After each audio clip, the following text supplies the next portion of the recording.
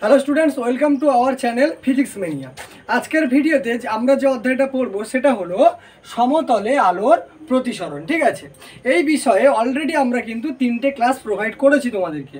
যদি সেই ভিডিওগুলো না দেখে থাকো তাহলে ডিসক্রিপশন বক্সে আমি সেই প্লেলিস্টের লিঙ্ক দিয়ে দেবো, সেখান থেকে ভিডিওগুলো আগে দেখে আসবে, তারপরে কিন্তু এই ক্লাসটা দেখবে। ঠিক আছে, তাহলে দেখো সমতলে আলোর প্রতিসরণ যে আলোচনাটা আমাদের চলছিল সেটা কিন্তু আমাদের দ্বাদশ শ্রেণীর অন্তর্গত একটা অধ্যায়। ঠিক আছে, এবারে সমতলের আলোর প্রতিসরণে আমরা টোটাল ইন্টারনাল রিফ্লেকশন অর্থাৎ আভ্যন্তরীণ পূর্ণ প্রতিফলন পর্যন্ত কিন্তু আলোচনা করে ফেলেছিলাম। আজকের যে জিনিসটা আলোচনা করব সেটা হচ্ছে, প্রথম যে আলোচনা করব সেটা হচ্ছে আভ্যন্তরীণ, সেটা হচ্ছে সংকট কোণের সঙ্গে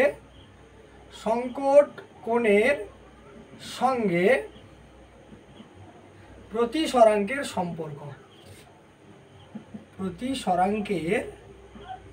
সম্পর্ক।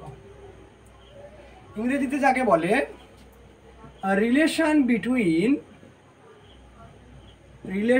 Between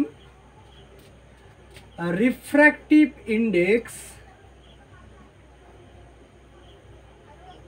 and critical angle. দেখো, আমরা যখন আভ্যন্তরীণ পূর্ণ প্রতিফলন পড়েছিলাম অর্থাৎ টোটাল ইন্টারনাল রিফ্লেকশন পড়েছিলাম, তখন আমরা কি পড়েছিলাম না, যদি আমার কাছে এরকম দুটো মাধ্যম থাকে, মনে করো এটা হচ্ছে ওপরেরটা হচ্ছে লঘু মাধ্যম, ঠিক আছে, আর নিচেরটা হচ্ছে ঘন মাধ্যম। ঠিক আছে, দেখো পূর্ণ প্রতিফলনের দুটো শর্ত ছিল। একটা শর্ত কি না, আলোক রশ্মিটাকে অবশ্যই লঘু মাধ্যম থেকে ঘন মাধ্যমে আসতে হবে, আলোক রশ্মিটাকে ঘন মাধ্যম থেকে লঘু মাধ্যমে আসতে হবে। ঠিক আছে, ঘন মাধ্যম থেকে অবশ্যই লঘু মাধ্যমে আসতে হবে। আর কি আরেকটা শর্ত ছিল যে আলোক রশ্মিটা যে কোণে আপতিত হবে সেই কোণের মানটা সংকট কোণ অপেক্ষা বেশি হতে হবে। সংকট কোণ কি, আভ্যন্তরীণ পূর্ণ প্রতিফলন কি, সেগুলো আমরা আগের ক্লাসে অলরেডি পড়িয়ে ফেলেছি। এবারে দেখো, আমি মনে করলাম এখানে আমার এটা হচ্ছে অভিলম্ব। ঠিক আছে, ঘন মাধ্যমটাকে আমি এ মাধ্যম ধরলাম আর লঘু মাধ্যমটাকে আমি বি মাধ্যম ধরলাম।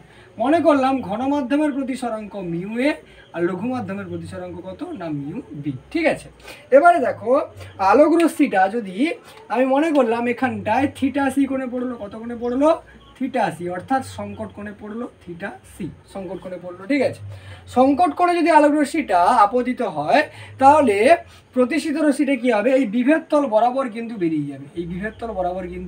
বেরিয়ে যাবে। ঠিক আছে, তাহলে এই মানটাকে আমি ধরে নিলাম কত না হচ্ছে আর ধরে নিলাম, মনে করো কি ধরে নিলাম আর ধরে নিলাম। ঠিক আছে, এবারে দেখো আমরা প্রতিসরাঙ্কের সঙ্গে যে সূত্রটা পড়েছিলাম অর্থাৎ প্রতিসরণের যে দ্বিতীয় সূত্র পড়েছিলাম, কি পড়েছিলাম, আমি মনে করছি কি ঘন মাধ্যমের প্রতিসরাঙ্ক মিউ এ, লঘু মাধ্যমের প্রতিসরাঙ্ক মিউ বি। ঠিক আছে, তাহলে দেখো আমরা পড়েছিলাম যে এ মিউ বি সমান কত না সাইন আই বাই কত sine R, sine I by কত না সাইন আর। ঠিক আছে, এবারে দেখো এ মিউ বি, তাই তো, এ মিউ বিটাকে আমরা লিখতে পারি কি না মিউ বি বাই কত mu A, mu B by কত মিউ এ লিখতে পারি। ঠিক আছে, তাহলে mu B by mu A, তাহলে এ মিউ বিটাকে আমি কি লিখলাম না মিউ বি বাই কত মিউ এ সমান দেখো সাইন আই মানে কি আপতন কোণটা কত এখানে থিটা সি, অর্থাৎ সংকট কোণে পড়েছে ক্রিটিক্যাল অ্যাঙ্গেলে, তাহলে কত লিখে ফেললাম sine theta C divided by দেখো সাইন কত ছিল না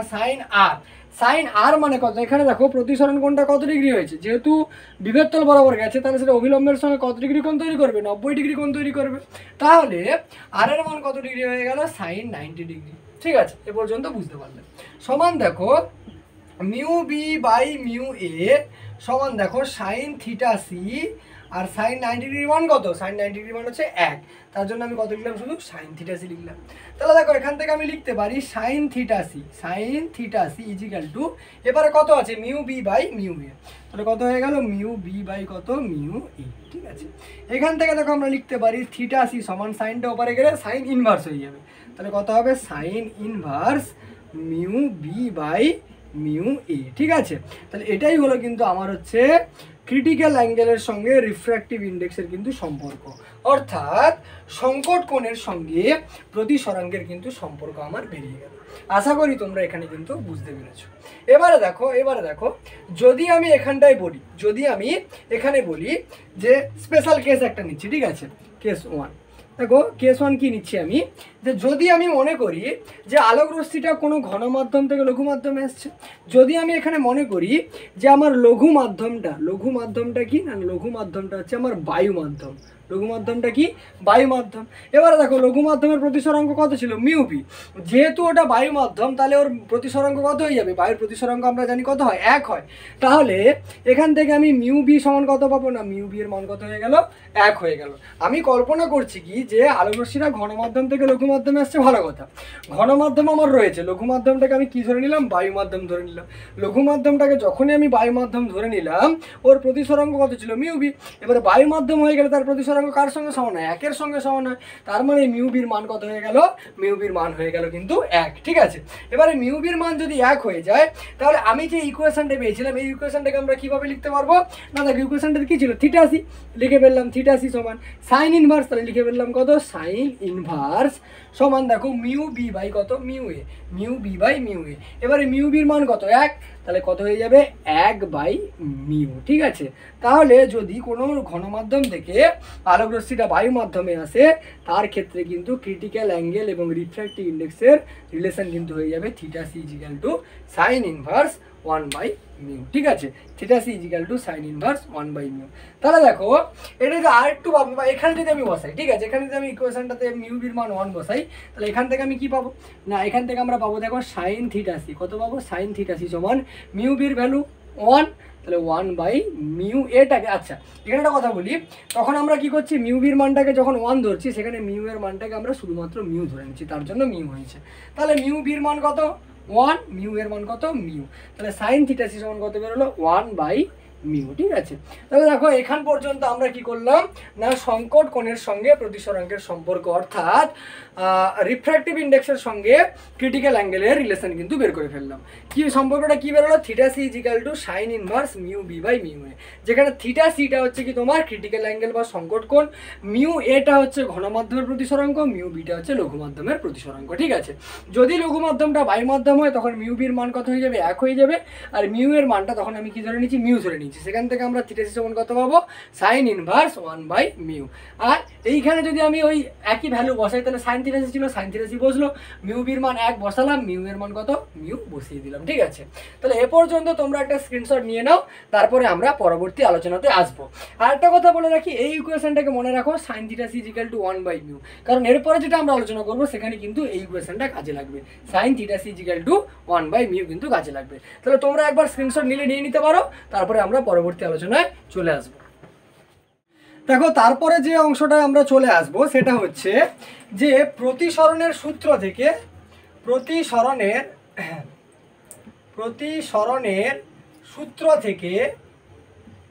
সূত্র থেকে আভ্যন্তরীণ পূর্ণ প্রতিফলনের প্রমাণ,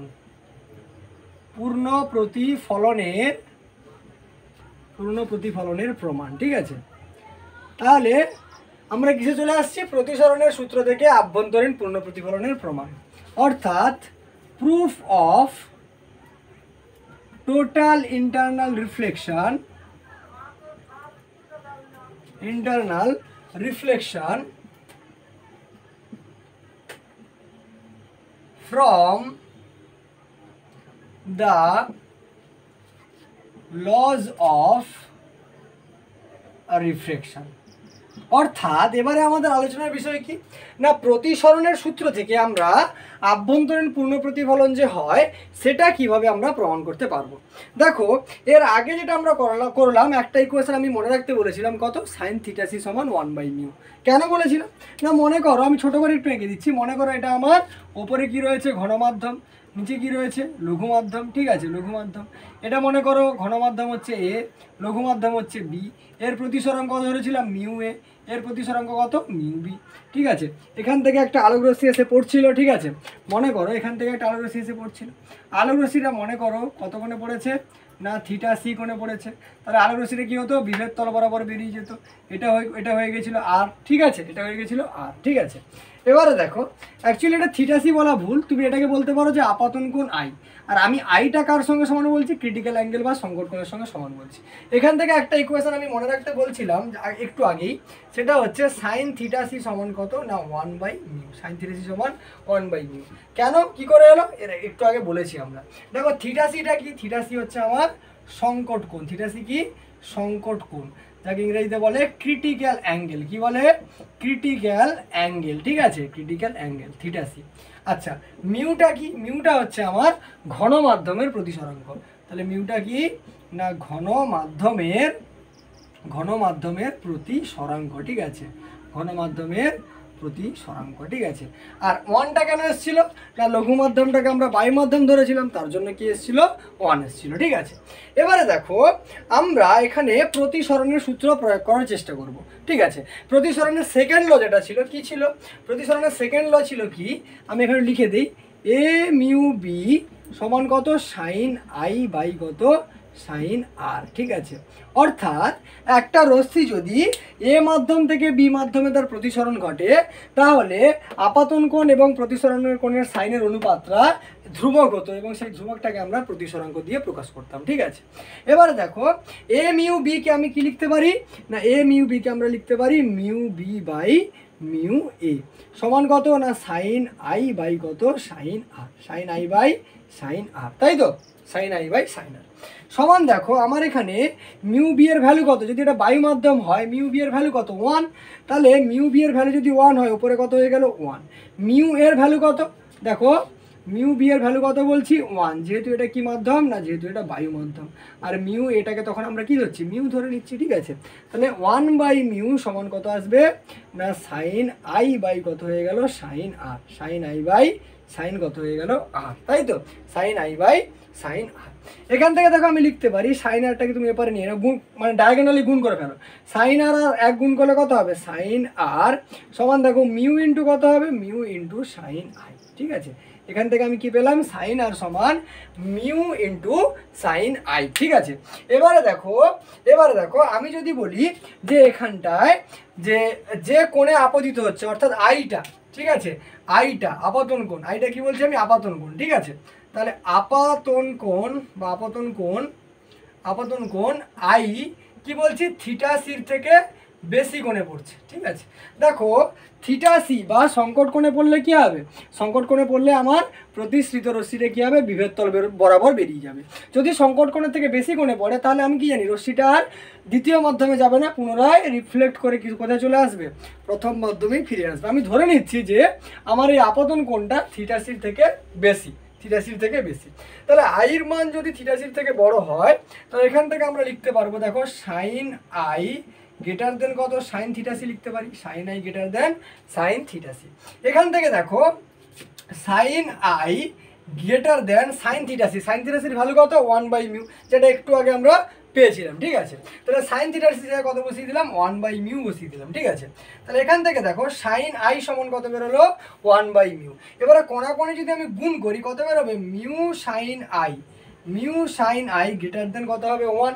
এখান থেকে দেখো আমি কি পাচ্ছি মিউ সাইন আই। এবার এখানে খেয়াল করো মিউ সাইন আইয়ের ভ্যালু কত না মিউ সাইন আইয়ের ভ্যালু কিন্তু সাইন আর। তাহলে এই মানটা যদি এখানে বসিয়ে দিই আমি কত পাবো সাইন আর গ্রেটার দেন কত হবে 1। এখান থেকে কি পেলাম সাইন আর গ্রেটার দেন কত 1। এবারে বলো তোমরা গণিতে যে ত্রিকোণমিতিক টেবিলটা পড়ে এসেছিলে সেখানে সাইনের ভ্যালু কিন্তু তোমরা পড়েছিলে। এবারে দেখো সাইন থিটার ম্যাক্সিমাম ভ্যালু কত হতো না +1, আর মিনিমাম ভ্যালু কত হতো না -1 এর সঙ্গে সমান হতো। Maximum value +1, minimum value -1। তাহলে এবারে বলো এখান থেকে আমি কি পাচ্ছি সাইন আর এর ভ্যালুটা কত 1 থেকে বড়, যেটা কিন্তু বাস্তবে কখনো সম্ভব নয়, ঠিক আছে।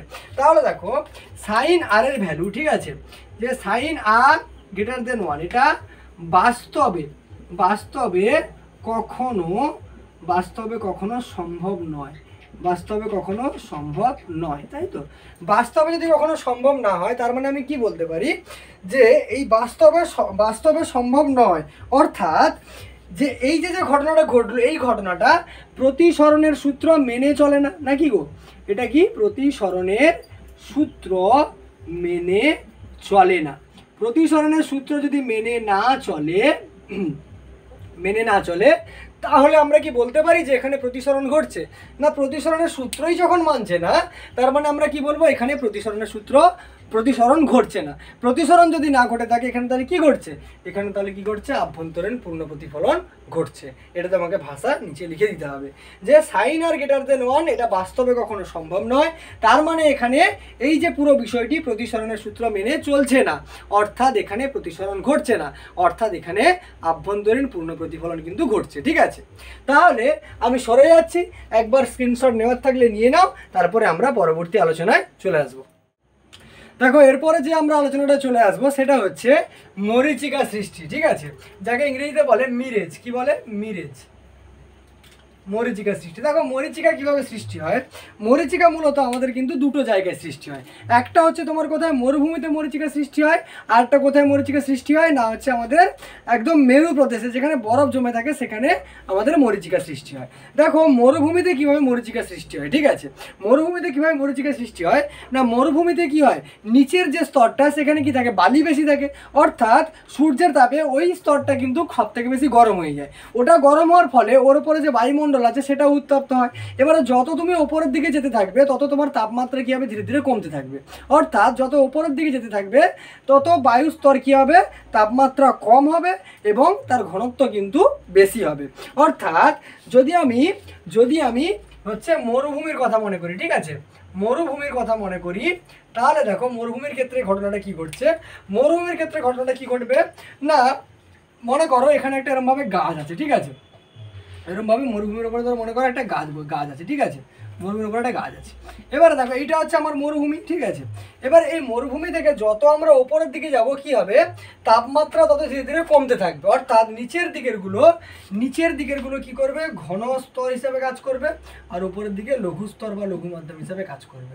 এবারে আভ্যন্তরীণ পূর্ণ প্রতিফলনের শর্ত এটাই যে ঘন মাধ্যম থেকে যদি লঘু মাধ্যমের দিকে হচ্ছে কি হয়, অগ্রসর হয়, তাহলে কি হবে, যদি সংকট কোণের থেকে বেশি কোণে আপতিত কি হয়, তাহলে পূর্ণ প্রতিফলন ঘটে যাবে। তাহলে দেখো নিচে ঘন নয়, নিচে হচ্ছে লঘু মাধ্যম। ঠিক আছে, নিচে কি হবে, লঘু মাধ্যম, আর উপরে কি হবে, ঘন মাধ্যম। ঠিক আছে, যেহেতু উপরের দিকে বায়ুস্তরের তাপমাত্রা কম। এবারে দেখো আলোক রশ্মিটা কি করবে, এদিক থেকে আসছে, ধরো মনে করো এখান থেকে আসছে। ঠিক আছে, এখান থেকে আস্তে আস্তে প্রত্যেকটা স্তরে কি হবে, অল্প অল্প করে বাঁকতে থাকবে। আস্তে আস্তে আস্তে আস্তে একদম এখানে এসে কি করবে, মনে করো এরকম একটা জায়গায় এসে কি করবে, সংকট কোণের থেকে বেশি কোণে আপতিত হয়ে গেছে। মানে কি বলছি বলো তো, মনে করো এটা একটা মাধ্যম, তার থেকে একটু লঘু মাধ্যম এটা, তার থেকে একটু লঘু মাধ্যম এটা, তার থেকে লঘু মাধ্যম একটা, ধরো এটা, এইভাবে পড়তে পড়তে এইখানে এসে থিটা সি কোণের থেকে বেশি কোণে পড়ে গেল, যে আই কোণটা পড়েছে সেটা থিটা সি থেকে বেশি কোণে পড়ে গেল। তখন কি হবে, প্রতিসরণ হয়ে আর এখানে যাবে না, কি হবে, এইখান থেকে পুনরায় আবার কি করবে, এভাবে ঘুরতে আরম্ভ করবে। ঠিক আছে, এবারে দেখো আমরা ধরো এখানে কোনো একজন মানুষ দাঁড়িয়ে আছে, তার চোখটা এখানে আছে, সে কি করবে, ওই যে আলোক রশ্মিটা এইভাবে এসছে, ওই আলোক রশ্মির কিন্তু বাঁকা পথটাকে আমাদের চোখ কিন্তু অনুসরণ করতে পারবে না। আমাদের চোখ কি দেখবে, এই সোজা পথেকে দেখবে, সোজা পথে দেখার জন্য কিরকম দেখবে, এরকম একটা জায়গায় এরকমভাবে দেখবে। ঠিক আছে, এরকমভাবে দেখবে, ফলে গাছটাকে সে কি করবে, উল্টোভাবে তার প্রতিবিম্বটা কিন্তু দেখতে পাবে। এইভাবে কি হয়, আমাদের কিন্তু মরুভূমিতে মরীচিকা সৃষ্টি হয়। এবারে যদি আমরা মেরু অঞ্চলের কথা বলি, মেরু অঞ্চলে বরফে ঢাকা অঞ্চল, এখানে কিভাবে দেখো তোমার মরীচিকা সৃষ্টি হয় না, মেরু অঞ্চলে নিচের দিকের স্তরটা কি থাকে, বরফ ঢাকা থাকে, যার ফলে নিচের স্তরটা কি হয়, ঘন মাধ্যম, আর উপরের স্তরটা কি হয়, লঘু মাধ্যম। ঠিক আছে, এখানে কি হচ্ছিল, নিচেরটা লঘু হচ্ছিল, উপরে ঘন হচ্ছিল। মেরু অঞ্চলে কি হবে, নিচেরটা হবে ঘন মাধ্যম, উপরেরটা হবে লঘু মাধ্যম। তাহলে মনে করো এই হচ্ছে আমার ধরো একটা স্তর। ঠিক আছে, এখান থেকে ধরো মনে করো এখান থেকে কিছুটা নিচে এরমভাবে আমি অঙ্কন করছি, এরমভাবে এখানে নিচে কিছুটা সমুদ্র আছে। ঠিক আছে, মনে করো এখানে একটা নৌকো এরমভাবে আছে বা নৌকো আছে। ঠিক আছে, এবারে দেখো নিচের দিকেরগুলো কি মাধ্যম হবে, নিচের দিকেরগুলো হবে ঘন মাধ্যম, উপরের দিকেরগুলো কি হবে, লঘু মাধ্যম। নিচের দিকে কি হবে, ঘন মাধ্যম, উপরের দিকে কি হবে, লঘু মাধ্যম। ঠিক আছে, এবার আলোক রশ্মিগুলো এই ঘন মাধ্যম থেকে লঘু, এবার দেখো এরকম বিভিন্ন স্তর হয়ে আছে, তাদের প্রতিসরাঙ্ক আলাদা আলাদা। ঠিক আছে, এখান থেকে আলোক রশ্মি এসে এইভাবে ধরো মনে করে বেরোচ্ছে, আলোক রশ্মি এসে এভাবে আলোক রশ্মি প্রত্যেকটা স্তরে বাঁকতে বাঁকতে বাঁকতে বাঁকতে বাঁকতে বাঁকতে এরকম একটা জায়গায় চলে এসছে।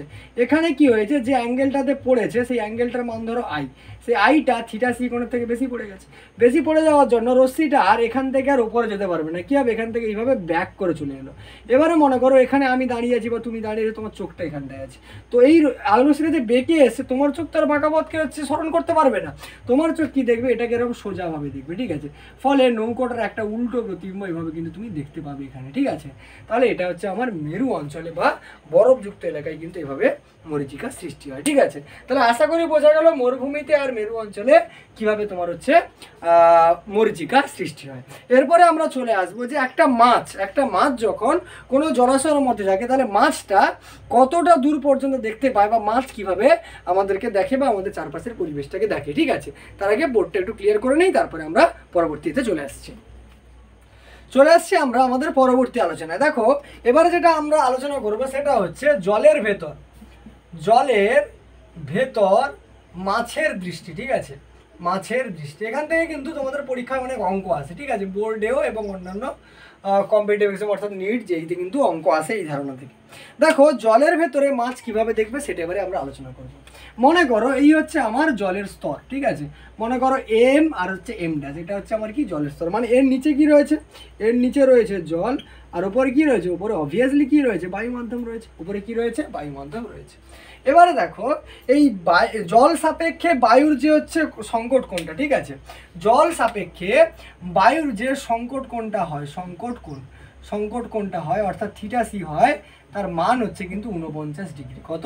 49 ডিগ্রি। অর্থাৎ জল থেকে যদি আলোক রশ্মি বায়ু মাধ্যমে যায় এবং বিভেদ তলে যদি 49 ডিগ্রি বা তার থেকে বেশি কোণে আপতিত হয়, তাহলে কিন্তু আমার আভ্যন্তরীণ পূর্ণ প্রতিফলন ঘটে যাবে, ঠিক আছে। এবার দেখো মনে করছি যে এইখানে এই যে একদম তল বরাবর এখানটা একটা বস্তু রাখা আছে, মনে করো পি। কি রাখা আছে? বস্তু রাখা আছে, কি পি রাখা আছে। এবারে পি থেকে কি হবে, পি থেকে আলোক রশ্মিটা হচ্ছে এইভাবে আসবে, এইখান থেকে যেহেতু এটা তল, ঠিক আছে, তাহলে পি থেকে আলোক রশ্মিটা এইভাবে এলো, ঠিক আছে, এইভাবে তল বরাবর এলো। এবারে তল বরাবর আসার পরে এইভাবে তল বরাবর এলো পি থেকে আলোক রশ্মিটা, পি থেকে আলোক রশ্মিটা আসার পরে কি ঘটনাটা ঘটবে দেখো, এটা হচ্ছে আমার কি, এটা হচ্ছে আমার অভিলম্ব, ঠিক আছে। এবারে দেখো 90 ডিগ্রি কোণে কি হয়েছে, পড়েছে, ঠিক আছে, 90 ডিগ্রি কোণে এসে পড়েছে। তাহলে দেখো আলোক রশ্মিটা কি করবে, এখান থেকে আসার পরে এইভাবে কিন্তু বেঁকে যাবে, এইভাবে কি হবে, বেঁকে যাবে, এইভাবে বেঁকে যাবে। যার এই কোণটার মান কত হবে, এই কোণটার মান হবে কিন্তু 49 ডিগ্রি, ঠিক আছে। এবার দেখো সিমিলারলি এখানে যদি কোনো বস্তু থাকে সেখান থেকেও আলোক রশ্মিটা কী হবে, এইভাবে যাবে, ঠিক আছে। সেখানেও একটা অভিলম্ব থাকবে, সেখান থেকে কী হবে, এইভাবে কিন্তু ওটা বেঁকে যাবে, ঠিক আছে, এইভাবে কী হবে, বেঁকে যাবে। এই কোণটা কত ডিগ্রি হবে, 49 ডিগ্রি, তাই তো। এবারে মনে করো তুমি উল্টো জিনিসটা মনে করো এখানটায় একটা মাছ রয়েছে, কি রয়েছে, মাছ রয়েছে। তাহলে মাছ যখন আলোক রশ্মিকে দেখবে, মনে করো মাছ থেকে আলোক রশ্মিটা এইভাবে বেরিয়ে যাচ্ছে, ঠিক আছে, বা পুকুরের তলদেশ থেকে আসছে, তখন দেখো কি জিনিসটা ঘটবে ঘটনাটা। হ্যাঁ, এবার তোমার এখানে মনে হতে পারে যে ও তো এই তল বরাবর এসছিল, তাহলে এখান থেকে তো সোজা বেরিয়ে যেতে পারতো, এখান থেকে বাঁকলো কেন, ঠিক আছে, মনে হতেই পারে। এবারে দেখো তোমাকে আমি যে জিনিসটা বোঝানোর চেষ্টা করছি, যদি এইখানে যদি মাছ থাকে, মাছ যদি কোনো জিনিসকে দেখে বা মাছ মনে করছি এটা আমার পুকুরের তলদেশ, এখান থেকে যদি আলোক রশ্মি বেরোয়, তাহলে তীরচিহ্নটা কোন দিকে হবে, উল্টো দিকে হয়ে গেল, আলোক রশ্মিটা যাচ্ছে। আর যেহেতু জল, এটা তাহলে কি হয়ে যাবে, ঘন মাধ্যম, আর উপরটা যেহেতু বায়ু, এটা কি হয়ে যাবে, লঘু মাধ্যম। তাহলে ঘন মাধ্যম থেকে লঘু মাধ্যমে আমার হচ্ছে আলোক রশ্মিটা যাচ্ছে। যাওয়ার সময় দেখো তখন এটা কি হয়ে যাবে, তখন এটা হয়ে গেল কি আমার আপতন কোণ অর্থাৎ আই। এবার আপতন কোণটা কত ডিগ্রি হয়েছে, 49 ডিগ্রি। এবার আমাকে সংকট কোণ আমি তোমার কত বলেছি, 49 ডিগ্রি। তাহলে সংকট কোণের সঙ্গে যদি আপতন কোণের মানটা সমান হয়ে যায়, তখন আলোক রশ্মি কী করবে না, আলোক রশ্মি হচ্ছে ওই বিভেদ তল বরাবর বেরিয়ে যাবে, তাই তো। সিমিলারলি এখানে একই ঘটনা ঘটবে, আলোক রশ্মি দিক থেকে আসে কি হবে না, এই তল বরাবর কিন্তু আলোক রশ্মিটা বেরিয়ে যাবে, বোঝা গেল। অর্থাৎ আমি কি বলতে চাইছি, আর এখানে একটা তুমি লম্ব অঙ্কন করো না, এখানে একটা তুমি লম্ব অঙ্কন করে নিলাম, ঠিক আছে।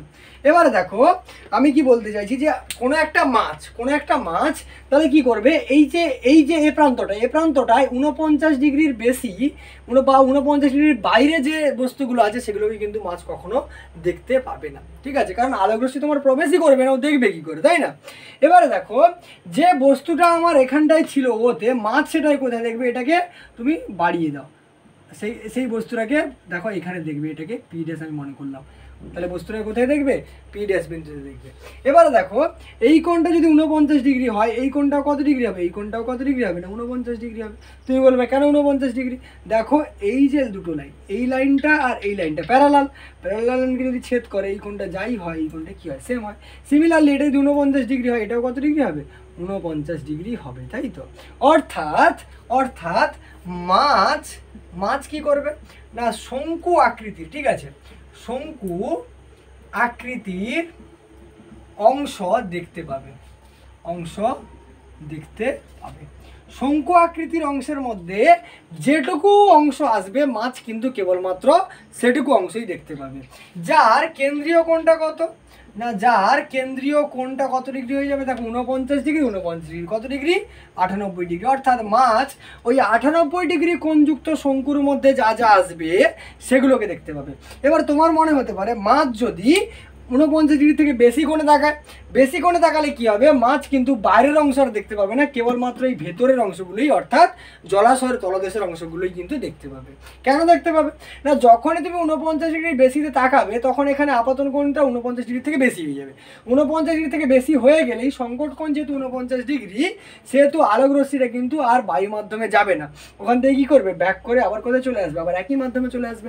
অর্থাৎ 49 ডিগ্রি থেকে যদি বাইরে মাছ তাকায় তাহলে পুকুরের তলদেশটাই কিন্তু দেখতে পাবে, ও বাইরের পরিবেশকে কিন্তু আর দেখতে পাবে না, ঠিক আছে। অর্থাৎ মাছ কিন্তু এই যে শঙ্কুটা দেখতে পাচ্ছ, এই শঙ্কু বরাবর কিন্তু যা কিছু থাকবে সেগুলোকে দেখতে পাবে। এবারে শঙ্কুর উপরিতলটা কীরকম হয় না, গোলাকার হয়, আমি গোলাকার করে দিলাম, ঠিক আছে, বোঝা গেল। এবার একটু নাম দিয়ে দিই, মনে করছি আমি এটা ও বিন্দু, কি মনে করছি, মনে করছি আমি এটা হচ্ছে আমার ও বিন্দু, ঠিক আছে, এটা ও বিন্দু। এটা মনে করো এ বিন্দু, এটা মনে করো বি বিন্দু, আর এটা মনে করো ধরো আমি মনে করলাম সি, ঠিক আছে, ও এ বি সি। এবার আমি ধরে নিচ্ছি কি, ধরে নিচ্ছি দেখো, দেখো শঙ্কুর ব্যাসার্ধ কোণটা, এটা তো আমার বৃত্তাকার, এটা দেখতে এরকম লাগছে কিন্তু এটা অ্যাকচুয়ালি কি বৃত্তাকার। তাহলে ব্যাসার্ধ কোণটা বিসি, ব্যাসার্ধ কোণটা বিসি, তাহলে বিসি সমান আমি ধরে নিলাম কত, আর একক, বিসি সমান কত ধরলাম, আর একক, ঠিক আছে।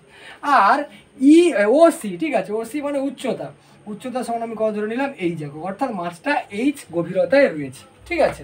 তাহলে সেক্ষেত্রে দেখো, সেক্ষেত্রে আমরা কি পাচ্ছি দেখো, সেক্ষেত্রে দেখো tan theta C, tan theta C, কেন থিটা সি লিখছি না, 49 ডিগ্রিটা কি, 49 ডিগ্রিটা হচ্ছে আমার থিটা সি, তাহলে এটা যদি 49 ডিগ্রি হয় এটা কত হবে 49 ডিগ্রি, তাহলে এই 49 ডিগ্রিটাকে আমি কি লিখছি, থিটা সি লিখছি, ঠিক আছে, ট্যান থিটা সি। বা তুমি লিখে ফেলো না ট্যান 49 ডিগ্রি, ঠিক আছে, বোঝার সুবিধার্থে লিখে ফেলো ট্যান 49 ডিগ্রি সমান। তাহলে দেখো আমি যদি বি সি ও ত্রিভুজটা ধরি, তাহলে ভূমি কোণটা, ভূমি হচ্ছে ও সি, লম্ব হচ্ছে বিসি, অতিভুজ কোণটা বিও, ঠিক আছে। তাহলে ট্যান থিটা সমান আমরা কি জানি, লম্ব বাই অতিভুজ, অর্থাৎ বিসি বাই কি হবে, ওসি, বিসি বাই কি হবে, ওসি। তাহলে লিখে ফেললাম আমি বিসি বাই কত না ওসি, ঠিক আছে।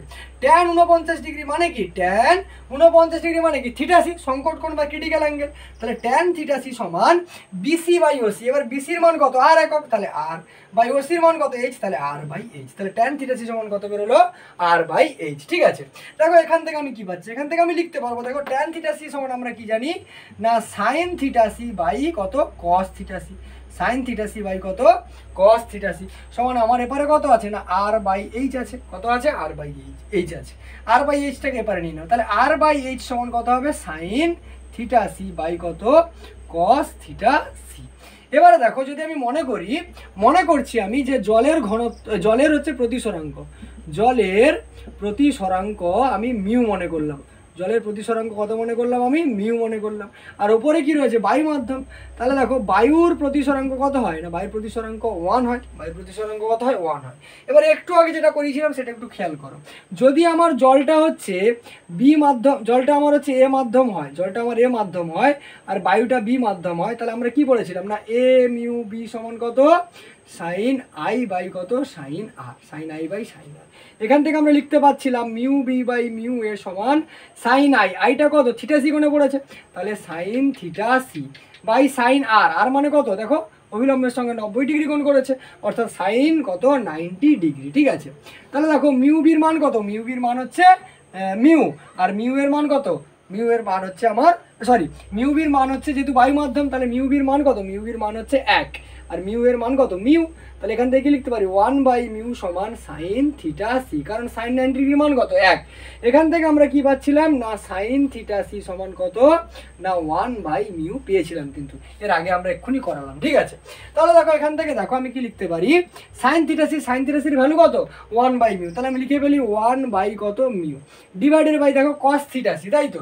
দেখো আমরা একটা ফর্মুলা জানি ত্রিকোণমিতির, sine square theta C plus cos square theta C is equal to কত হয় 1 হয়। এখান থেকে দেখো কস থিটা সি সমান আমি কত পাবো 1, এটা প্লাস ছিল ওপারে গেলে মাইনাস হবে, তাহলে minus sine square theta C, আর এই কস স্কোয়ার ছিল স্কোয়ারটা উপরে গেলে কি হবে রুট ওভার হয়ে যাবে, ঠিক আছে। তাহলে দেখো কস থিটা সির জায়গায় আমি কত লিখতে পারি না রুট ওভার অফ 1 মাইনাস কত আছে সাইন স্কোয়ার থিটা সি। এবারে সাইন থিটা সির ভ্যালু কত 1/μ, তাহলে সাইন স্কোয়ার থিটা সির ভ্যালু কত হবে 1/μ স্কোয়ার, তাহলে 1 কত হয়ে গেল মিউ স্কোয়ার হয়ে গেল, ঠিক আছে। তাহলে এখান থেকে আমরা r/h সমান কত পেলাম 1/μ divided by root over of 1 minus 1/μ square. এখান থেকে দেখো আমি লিখতে পারি r/h সমান দেখো এটা কত আছে 1/μ আছে, আমি লিখে ফেললাম divided by root over mu square আমার কি হবে এলসিএম, তাহলে ভেতরে কি থাকলো মিউ স্কোয়ার এলসিএম হয়ে গেল, উপরে কত হবে উপরে হবে দেখো মিউ স্কোয়ার মাইনাস 1, কত হয়ে গেল মিউ স্কোয়ার মাইনাস 1। দেখো এটাকে আমি যদি সিম্পলিফাই করি উপরে 1/μ ছিল লিখে ফেললাম, গুণিতক দেখো এটা উল্টে যাবে গুণ আকারে লিখলে, তাহলে দেখো মিউ স্কোয়ারের বর্গমূল করলে কত বেরোবে মিউ বেরোবে, তাহলে উপরে চলে গেল মিউ আর নিচে থাকলো রুট ওভার কত মিউ স্কোয়ার মাইনাস 1, তাহলে মিউ স্কোয়ার মাইনাস 1। দেখো মিউ আর মিউ কি হলো ক্যান্সেল আউট হলো, ঠিক আছে, মিউ আর মিউ কি হলো ক্যান্সেল আউট হলো। এখান থেকে আমি কি পাচ্ছি না এখান থেকে আমি পাচ্ছি দেখো r/h সমান কত পেলাম r/h সমান পেলাম 1 রুট ওভার কত 1 root over mu square minus 1, mu square minus 1। এখান থেকে দেখো আমরা r সমান কত পাচ্ছি, r সমান হচ্ছে h বাই ডায়াগোনালি গুণ করো h আর এক গুণ করলে h, তাহলে h by root over mu square minus 1, ঠিক আছে। অর্থাৎ যে শঙ্কুটা বরাবর হচ্ছে মাছটা দেখতে পাবে তার ব্যাসার্ধ কত হবে না r is equal to h by root over mu square minus 1, ঠিক আছে। আমি সরে যাচ্ছি, তোমরা একবার স্ক্রিনশট নিলে নিতে পারো, পুরোটা কিন্তু আমরা এখানে করে ফেললাম। তাহলে এখানে দেখো আমি যেটা দেখতে পাচ্ছি যে মাছটা যে শঙ্কু বরাবর দেখবে তার কেন্দ্রীয় কোণটা কত হবে 98 ডিগ্রি। এই 98 ডিগ্রির বাইরে যদিও তাকায় মাছটা বাইরে কিছু দেখতে পাবে না, শুধুমাত্র ওই তোমার হচ্ছে জলাশয়ের তলদেশই দেখবে। আচ্ছা যে শঙ্কুটা দেখবে সেই শঙ্কুটার ব্যাসার্ধের মান কত হবে না r is equal to h by root over mu square minus 1। অর্থাৎ এখান থেকে আমরা কি বুঝতে পারছি, এখান থেকে বুঝতে পারছি যে শঙ্কুটাও দেখছে তার ব্যাসার্ধটা কিন্তু দুটো বিষয়ের উপর নির্ভর করবে। একটা হচ্ছে তোমার কিসের ওপরে না একটা হচ্ছে মাছটা মানে জলতল থেকে কতটা গভীরে আছে তার উপরে, আরেকটা হচ্ছে মিউর ওপরে অর্থাৎ জলের হচ্ছে প্রতিসরাঙ্কের ওপরে, ঠিক আছে। এক জিনিস খেয়াল করো h এর সঙ্গে r এর সরল সম্পর্ক, মানে মাছ যতটা গভীরে থাকবে ও তত বেশি জায়গা দেখতে পাবে, ঠিক আছে, আর মাছ যত উপরে থাকবে ও তত কম জায়গা জুড়ে কিন্তু দেখতে পাবে, ঠিক আছে। আর মিউ তো আমার প্রতিসরাঙ্ক, জলের ক্ষেত্রে প্রতিসরাঙ্ক মোটামুটি সমানই হয়, ঠিক আছে। দেখো তাহলে এ পর্যন্ত আমরা এটা শেষ করে ফেললাম, ঠিক আছে। তাহলে দেখো আজকের ক্লাসে আমরা মোটামুটি এটুকুই রাখছি, আর একটা ক্লাস হলে এই যে সমতলে আলোর প্রতিসরণ এর থিওরিটিক্যাল ক্লাসটা কিন্তু আমরা কমপ্লিট করে ফেলবো।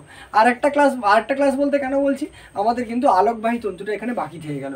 আলোকবাহী তন্ত্র যদি আমরা আলোচনা করে ফেলি তাহলে অলরেডি আমরা কিন্তু এই ক্লাসটা অর্থাৎ সমতলে আলোর প্রতিসরণ কিন্তু শেষ করে ফেলবো, ঠিক আছে।